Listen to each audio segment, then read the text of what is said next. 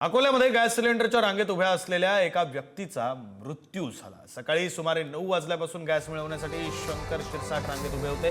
दुपारी 1:30 वाजण्याच्या सुमारास चक्कर येऊन त्यांचा मृत्यू झाला। शंकर शिरसाट हे वंचितचे माजी सरपंच होते आणि या प्रकरणी प्रकाश आंबेडकरांनी आता तीव्र संताप व्यक्त केला आहे। गॅस सिलेंडरसाठी लोकांचे जीव जाण्याची वेळ येऊ नये यासाठी तात्काळ उपाययोजना करून पुढील काळात अशा घटना टाळण्यासाठी शासनाने दक्षता घ्यावी अशी मागणी आंबेडकरांनी।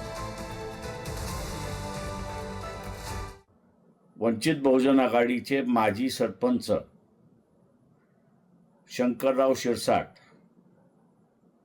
हे सकाळी 9 वाजल्यापासून गॅस लाईनमध्ये उभे होते आणि त्याचमध्ये त्यांचं निधन झालं।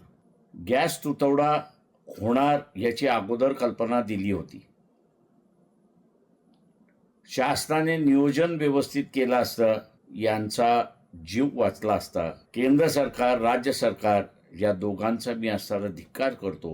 या दोनही टंचाईमध्ये उद्या अनेकांचे बळी गेलेत आणि अनेकांचा जीव गेला तर याला मोदी सरकार हे जबाबदार राहील। हे टंचाई निर्माण झाली याला कारणही हेच सरकार आहे, तरी पण पाप लपवण्याचं काम सुरू आहे। इथे काही व्यवस्था करण्याची आवश्यकता आहे। ते न करता उलट टंचाई नाही म्हणून आपण विरोधकावर आरोप करायचे, विरोधक अफवा पसरवत आहेत म्हणायचे। मग ही लाईन कोणी काय आम्ही लावली काय? काल जो बळी गेला तो आम्ही घेतला काय? अरे थोडी तरी बोलताना आपण वस्तुस्थितीचा अंदाज घेऊन बोललं पाहिजे असं आमचं मत आहे।